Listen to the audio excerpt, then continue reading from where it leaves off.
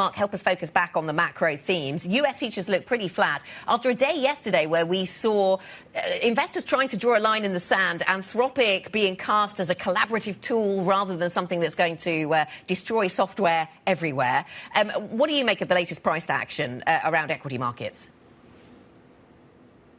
I think that what we're seeing in markets so far this year, and really the last few months, is going to be the backdrop for the next, long term, for the next maybe year, maybe longer. And what I mean by that is that the underlying story is incredibly bullish still. We have just fiscal stimulus happening around the world. We have easy monetary policy. We have an incredible capex bubble, but we're in the inflation stage of that bubble. Everything out there is super positive from a macro point of view.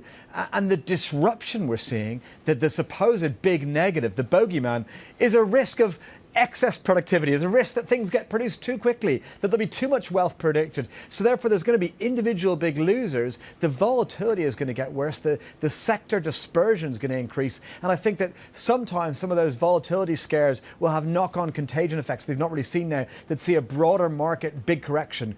But those corrections, even the bigger ones, will ultimately be bought quite quickly. I think the underlying market is going to not stay volatile, get increasingly more volatile over the next year, while ultimately probably going a lot higher. But I'll also say that the theme of the rest of the world outperforming the US is the one that's really entrenched. I've been in that camp for more than a year, as you know, and I think it continues. I think it's a multi-year trend. We've talked about this since end of January last year, that we're in a multi-year trend of US underperformance after a 14-year trend of US outperformance. And so it's 14 years of outperforming. It can do many years of underperforming before we need to worry about it being an overshot trend. Well, Mark, this is my first week on the opening trade of 2026. So tell me, where are you looking outside the US for opportunities? Yeah, look, I continue to think the Asia story is excellent. I think that, one of the biggest impacts of the Trump administration is to really, restore China's place in the world and kind of help it boost its trade in Asia, help it boost its kind of its importance, help return its markets to investor focus. So I think, I'm not saying China itself, but because of China, it's all the derivatives in Asia that do really well. China stocks themselves, you need to be much more of a stock picker, and they're not actually cheap. I think Hong Kong's always the better way to play the China trade.